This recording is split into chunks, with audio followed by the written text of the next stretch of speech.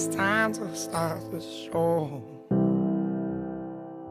Training ground with Alexis Sanchez, and we still don't know if it did happen or not. But it doesn't help when you have other guys that are in the camp that are saying the total opposite than what you said, covering the fact that you wanted to play long at Liverpool, it wasn't a disciplinary action and whatnot. But I think it does ever so well, because Arsene has a certain way of talking that people go like, okay, all right. One thing that is difficult then for him after that is he cannot back it up with results.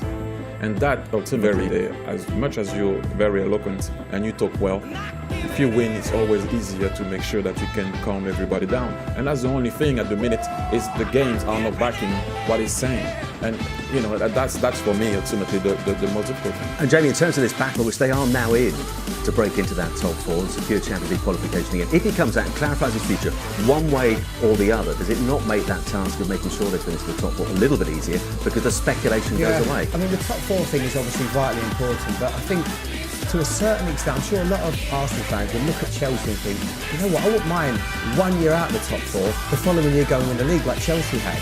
And that's what they keep getting every year, top four. And they've almost been brainwashed into thinking this is success. Yes, it is to a certain extent. But the number crunchers at the club might disagree. The number crunchers would, but I'm on about the fans, yes. And I'm on about the players that played in the great teams, like Thierry, that knows what it's like to win. Finishing in the top four, if you'd have said every year to that team, with those characters in that dressing room, oh yeah, we're going to be happy with finishing the top four every year, I know what your answer would have been. No way. We want to win trophies. And that has been a problem. And I think that is transmitted to the players, and they just now that think that top four is enough. No, it's not for a club like Arsenal. They've set such high standards over the years, and I think they've got to be doing better. But can I clarify something? We're talking about, is that a problem, not knowing if Arsene is staying or not? You have a job to do no matter what. Okay? And we knew that Arsene was staying before. The past 8, 9, 10, 11, 13 years, or whatever it is. We knew that he was staying, right?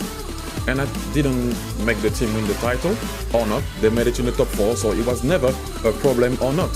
So I don't think that in the world, on a personal point of view, like I said before, yes, you want to know if your boss is staying, but they have a job to do for the sake of Arsenal Football Club. That's what I was saying before. So as a player, he wouldn't have been a problem.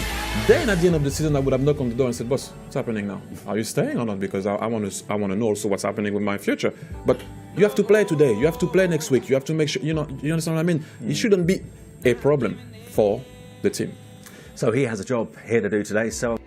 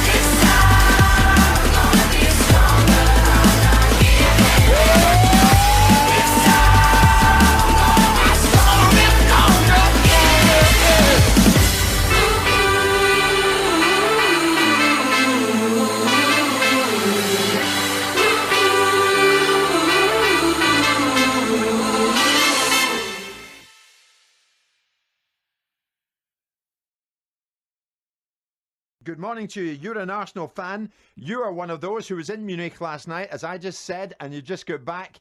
Good morning to you, first and foremost. What would you like to say? Yeah, as you know, just got back. Still slightly lost for words. Spoke to you a number of weeks ago. You guys know my opinion on Wenger. I mean, the man is a complete disgrace. If he had any class, dignity, they talk about him as Le Professor. If he had any class or dignity, he would have got up on the podium last night and resigned then and there. He is a dinosaur. He is tactically inept. Since we last won the league or even challenged, the man has pocketed £95 million. My mate yesterday at the game said to me, "I'll wait for the excuses after the game." Of course, he comes on straight away. The first excuse is mentally jaded. The next excuse is the ref gave a corner, and then he changed his mind. Firstly, it was a goal kick. Secondly, it takes a long time to get to the other side. Yeah. The players don't want to play for him. The fans don't want to play for him. Jim, let me tell you, I'm going to Sutton on Monday night. The banners are coming out. The fans are going to be screaming that he has to go. Kroenke, anyway, we know what Kroenke is. Kroenke's a money man. Kroenke, Gazidis, they all need to go, to be honest with you, because they don't care about the club. At the end of the day, Wenger claims he loves Arsenal. The man lacks so much class. He sits there. He doesn't get off his seat. You see Ancelotti, a man pacing up and down the touchline. He's 5-1 up. He's still doing it.